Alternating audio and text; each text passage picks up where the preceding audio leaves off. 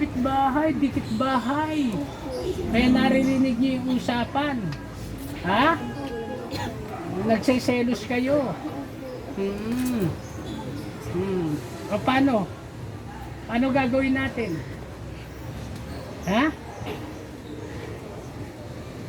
Babawas ako sa inyo. Ha? Ha? Bawasan na yan.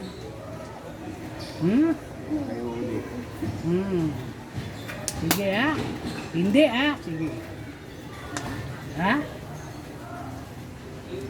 Yan ba yung siya ba ang dahilan? Ha?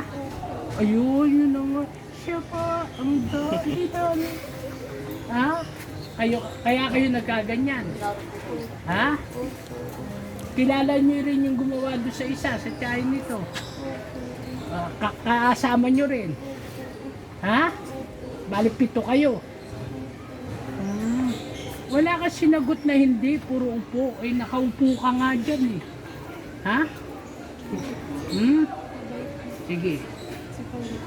May tatanong pa kayo. Paano nyo ginawa yan?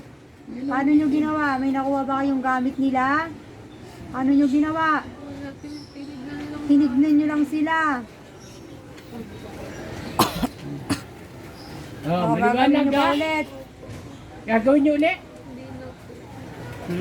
Humingi kang tawad dito. Lakas mo. Banggitin mo pangalan nito. Lakas mo. Hindi ko siya kilala. Mas kamay. 5 kayo, humingi kayong tawad dito. Tawad, di na namin uulitin. Sa taas, humingi kang tawad. Patawad. Sino ang pinaanuhan mo? Banggitin mo. Hindi mo banggit? Tawad. Lord, may Lord ka pala. Wala ka nang tatanong. Pasadyaan ko muna bago matapos. Ha? Isang poklang. Maliwanag ha? Pag tinu kayo, ha? Ha? Tandaan nyo, ha? Sa likod, meron pa. Wala na. Meron pa raw eh. Tanggalan mo. Dila. Uy. Lord, patawad. Bigyan ng tubig. Water please. Atawan ka. Sandal. Hindi pa, babayaran, hindi pa kami inom ng tubig eh. Di ba? Nakita niyo siguro, nakita niyo ba yung mga yun? Sa Bulacan daw eh. Katabing bahay daw. Important. Katabing bahay daw.